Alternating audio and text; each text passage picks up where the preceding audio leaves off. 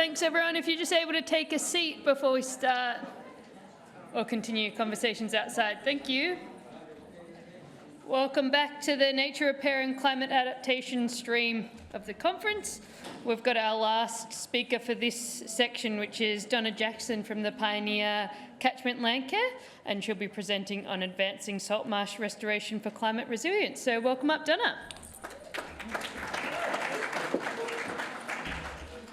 Thank you so much. I normally forget to introduce myself, so I'm really glad to have somebody to do that for me.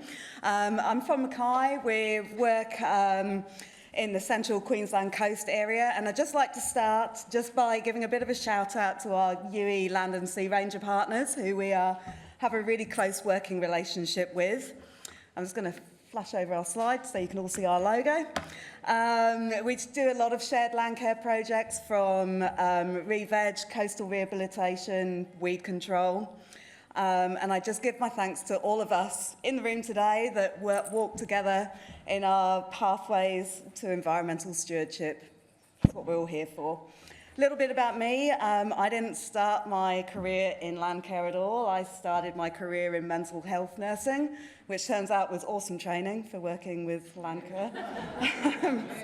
And a little bit about our organisation. We're a really small team. We're super passionate. Like I said, we are in the central Queensland coast area. We do a lot of work with our local schools, our TOs, industry professionals, local government, to look after our catchments, our creeks, our coastlines, and our biodiversity. So basically, if it involves plants, people, or a pair of muddy boots, we're there. We love it. Here we go. First slide. I'm here to share a project with everybody that was super new for us, very different. It's a pilot trial on propagating, harvesting, and replanting salt cooch, and finding out some of the best practice methodology for doing this sort of restoration for our coastlines. Now, salt cooch is a coastal grass. It doesn't get nearly enough attention for the vital role it plays in ecosystems.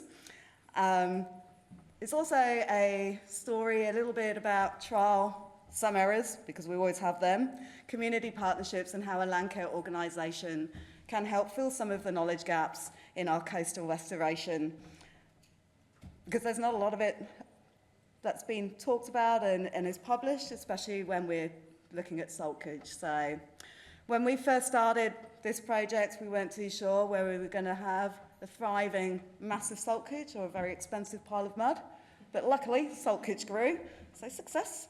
And salt marshes are some of our most overlooked ecosystems in Australia, that they're also some of the most powerful in storing carbon, in protecting coasts and supporting life. Now, in most states of Australia, our temperate and our subtropical salt marshes are protected by our EPBC. In Queensland, our tropical salt marshes are not. So I'd just like to make people aware that that is something that we are, I suppose, working towards to try and get that same level of protection. Salt cooch as a marine plant is protected, but the actual ecosystem itself is not. And a couple of fun facts for salt marsh enthusiasts. 2/3 of all fish consumed worldwide rely on salt marsh or mangrove ecosystems for food and breeding. In Queensland, we have 30 migratory birds, at least 30 migratory birds, which fly away as far away as Alaska and Siberia, which come to these salt cooch areas, these salt marshes, to rest and to feed. We have about 13,000 kilometres worth of salt marsh in Australia. 30% of it is modified, so it doesn't look like this. It's modified. And salt marsh and mangrove ecosystems will sequester carbon at a rate 50 times quicker than a tropical rainforest and store 5 times as much. So it's a super important ecosystem. So you realise this humble grass is basically an international airport, a seafood buffet all at once, and we don't give it nearly enough. You know, you can see we've got some super wild beauty. This slide is taken just south of Mackay, an area called Dunrock. It's a beautiful salt marsh. And it's a land for water mouse, mangrove mouse, migratory and wetland birds, and like a plethora of salt-tolerant plants. So our background. The whole project about this particular coastal restoration came about because we had a proposed road development going through some of our Saltmarsh and coastal areas, which is what happens. They call it development. I don't know if that's necessarily the right word. But it's one of those things. It's a fact of life. So we've got to be prepared to rise up and do something to rehabilitate that area after development has gone through. So the project just aimed to confirm whether intervention would be successful in aiding rehabilitation after development and return the area into some sort of natural state. Just a quick one, and I think I did say that salt cooch is protected. The area is not, but the salt cooch is protected under the Fisheries Act. So our project aims, this is another beautiful slide of some really healthy salt marsh. We've got some lovely areas around Mackay that look like this. It's a beautiful area. So project aims are pretty simple. Number one, can we take salt cooch out for the environment and grow it in an ex situ situation in a nursery or field setting? Can we return it back into the environment successfully? And how long do we expect it to cover the ground once we have done that? I would also like to say that to do this, you have to have a permit under the ADR, which is the accepted development requirements. You're only allowed to take 20 litres of salt cooch stolons per day. Sounds like a lot. When you're harvesting that with a lawn plugger, it's like extreme gardening. It takes forever. So where did we start? We did a site assessment, including soil testing. It's super important, especially in our salt marshes, to understand the topography, drainage, erosion, the inundation rate, and just the general site aspect, and to identify any other protected plant communities. We did a literature review as well.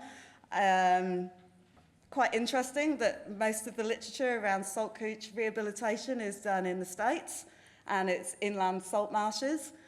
So we were kind of having to rethink some of that methodologies that existed and remake it our own. So we were thinking it's got to be flexible, repeatable, and we're a Landcare group, simple equipment. We did a barrier assessment as well, which just identified some of the barriers to the project achieving its desired outcomes, such as being in a fish habitat area, the fact that there's a rail corridor going through the site, and it's Mackay, so vandalism is always an interesting one that we deal with.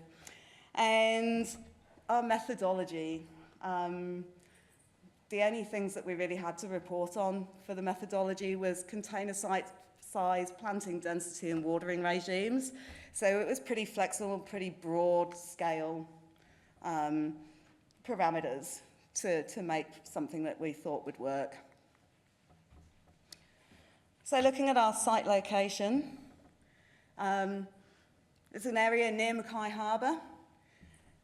It was outside the rail exclusion zone. The dotted line is the rail, so the harvest site was north of it, and the rehabilitation or replanting site was just to the south. It had large areas of salt cooch. It was accessible to our vehicles, but it didn't allow public access, which is quite important because as soon as you put a barricade up anywhere, people want to get in it. So we tried, just as a little bit of an experiment, we put some barricades up in an area of Saltmarsh that was away from this site that did have public access, and it took about 48 hours before the barriers were trashed, and we had people's footprints and tyre tracks all over it. So we were like, hence the private land solution. Keeps our area a little bit pristine. So some of the things we deal with. Okay, so our harvest methods. We were extremely technical, as you can see. We used a lawn plugger, which is a sort of circular thing on a pole which you stand on and it hoiks out a little bit of soil with some salt cooch on it. And we used a square-nosed spade. Now, they're pretty basic items for harvesting, but they are consistent, it's repeatable, it's usable by anyone, which is a bonus when you're dealing with community groups because we're not all botanists or scientists and it's super simple. So there's just a little bit of information about the ADR permit as well on the side of that slide. So propagation, once we got this stuff out of the ground and got it to our nursery, our propagation was done by our Pioneer Catchment Landcare volunteers. They're amazing. They have awesome knowledge, so we were able to tap into their experience, their passion, involve them in citizen science, and it's really good to involve our community in projects which have the potential for increasing knowledge on our coastal restoration techniques, because everybody should have access to this knowledge, right? We used a mix of, as you can see here, stolons, tiles, which were basically a big square bit of grass stuck in one of those trays, and then some cell tubes, just so that we could get an understanding of what was going to be the most successful propagation method in order to do our replanting. All our containers were sterilised with a thing called Pathex, and we did trial different media and different watering regimes as well. So just a bit of a note on media. We tried a general nursery mix and then added some fertiliser to it, and a general wetland mix and then added some fertiliser to that too. And you'd think, salt cooch being a wetland plant, that it would love the wetland mix, but nature always, always laughs at our assumptions. Every time. So, our growing on locations. We chose two different ones. One was through the nursery and one was on a farm site west of Mackay. The nursery one is interesting. It's a NIASA nursery, so it's accredited through the Nursery Industry Accreditation Standards Australia. It's much easier to say NIASA, so I'll carry on using that. It's really controlled conditions. Through NIASA nurseries, you can't bring any external soil into the nursery, so we had to get rid of all the soil around the roots of the plants. And as we all know, the Australian native plants don't much love having their roots touched, so we weren't too sure how this was going to work. We soaked everything in big tubs and then just hosed them off. So again, it was pretty basic technology to get the plants free of soil. The on-farm was different. We were able to keep the soil intact around our roots, which was great. So we were looking forward just to seeing whether having a spa-like nursery situation was going to be any better for the propagation and establishment of these plants than a general rough and ready field situation. We did have a dry watering schedule and a wet watering schedule as well. And everything was grown in equal amounts of light, so there was no shade tolerance done in any of these experiments. So we had to do some growth monitoring as well. We made this table. It had to be super simple because anyone had to use it. We had our volunteers doing some of our monitoring. It was really important to make something you didn't need a degree in botany to do and to just make it super simple. And our monitoring was over quite a short period of time. We only had 19 weeks to grow these plants on, which is relatively short, especially as it was over the cold season, so it was over winter. You don't see a lot of growth over that time. And funnily enough, once the temperature reached around 28 degrees, like most of us Queenslanders, we do better in the warm, so it just went sky high. So our replanting locations, we chose 4 sites. We were quite close to the area of the proposed road development, so we knew we could mirror a real-life situation. And they were also quite close to the harvesting site too. So we could say, well, if we were having a construction going through this area and vegetation was wrecked, we would be able to take some out, grow it on, replant it back. We're looking at a situation that's very close to a real life. All of the sites were subject to tidal flushing, and obviously we had the photo monitoring as well. So just a bit more in-depth on our planting sites. You can see the green circle at the top is where it was taken from. The blue circle is where we replanted it. We chose 4 different sites, some that were flushed not very regularly at all, some that were flushed lots, some that held water, some did not, some that had algal mat present, some did not. And one of our sites had a deep depression where cars had just driven through repeatedly. And we did try some soil reprofiling at that site too, just to see whether that would make any difference to the success rate of re-establishment. And I guess by choosing 4 different sites and understanding what the salt cooch needed, we could then look to see what the construction company would need to do to rehabilitate the construction site to give the plants the best chance of success. So what do we need to do to the soil profile to make success guaranteed? Does it need inundation or water retention to be successful? These are all things we didn't know. So by choosing a variety of sites and experimenting, that's one of the things we hope to discover. So our replanting, this is actually site A, the one that was not, didn't hold water. It was on a fairly level soil profile. I'm going to try and use this little red dot thing. Doesn't really work. You can see some browny sort of flaky stuff on top of the soil surface there. That's algal mat. It's an indication of a good healthy Saltmarsh system. So this was the only site that did have the algal mat there. And like I said, it wasn't in a depression. It was flush leaf regularly. When we were replanting, we made sure that we labelled every single one of our propagules with the its nursery or its field situation tag, so we knew whether it had been a stolon, a cell, or a tile, whether it had been grown in the nursery or grown on farm, so that we could keep track of these things through their lifetime. And we did have some barrier mesh up now. Sort of, you can see it's not really up anymore, but it wasn't really there to protect the plants as much as delineate the sites. And this is site C. And talking about planting density, you can see that at the top of the slide, the top of the first photograph, it's quite sparse, and then towards the bottom of that first picture, it's quite dense. So our minimum planting densities were recommended by Duggan and Edwards in 2020, the literature review that we undertook with them. But we did go up to 20 cubes per square metre or 1 tile per square metre.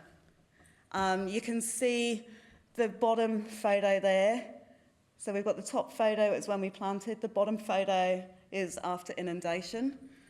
And it's interesting because you look at that and you think, is that really optimal survival for conditions for plants to survive when you've just put them out? But yeah, it's amazing what salt cooch will do. Even lives underwater.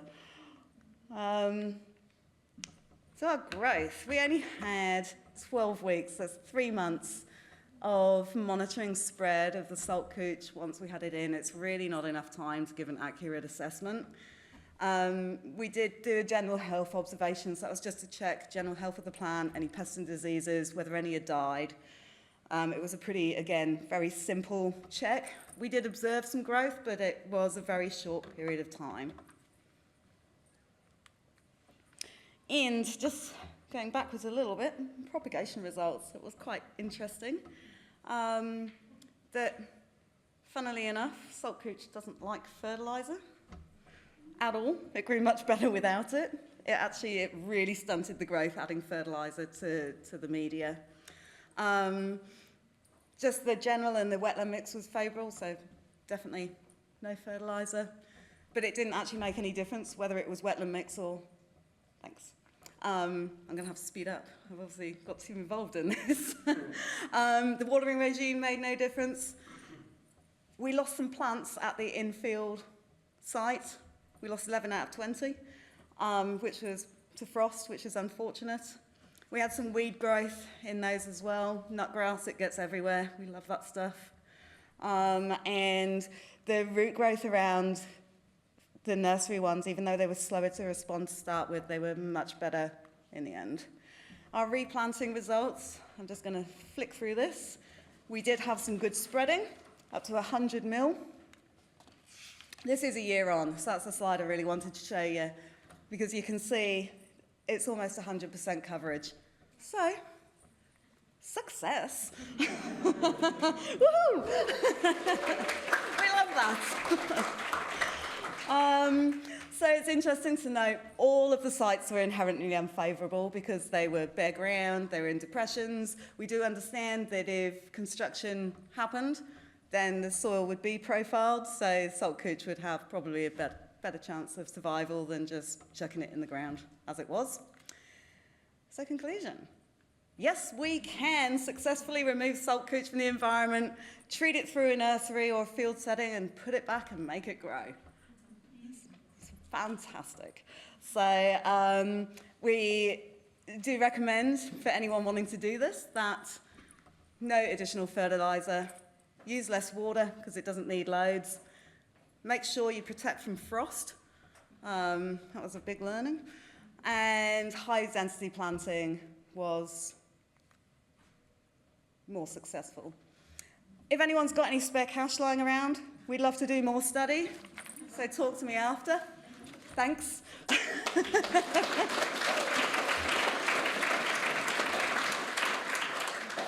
I've got one more thing to say. I'd just like to do a quick dedication to Dr. Judith Wake. She's been instrumental around the Mackay region and actually all over Queensland and probably the country, talking about waterways and raising awareness. We lost her last week. She was a dear friend, mentor, and lifetime member of PCL. I'm still very emotional.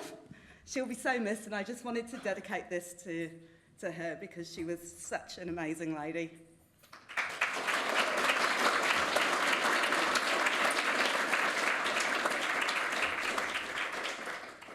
Thanks, Donna, and a lovely tribute at the end. We have a couple of minutes for questions if there's any in the audience. Yep.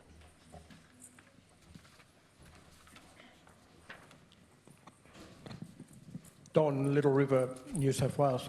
Hey. What was the cost of the project and what did the community really get out of it? So the cost of the project, I can't actually give you the exact amount of dollar figures. It was a sponsored project. What the community actually gets out of this is commercial viability assessment, because now we know we can do it, now we know what it takes, and we also know how much it costs to take something out of the ground, grow it on, and then replant it. So that's for any of our farmers, landowners that have coastal grazing around Mackay, which there are a lot of, and they have those eroded areas at their salt cooch margins. A project like this can show them how to rehabilitate those and extend their land use and their grazing and how to manage those areas into the future. So stock do we? Yes, they do. They do, yeah. There's a lot of salt cooch grazing in Mackay. It's maybe not the best thing to do for your salt marshes, but it does happen. Yeah. Does the salt cooch sort of,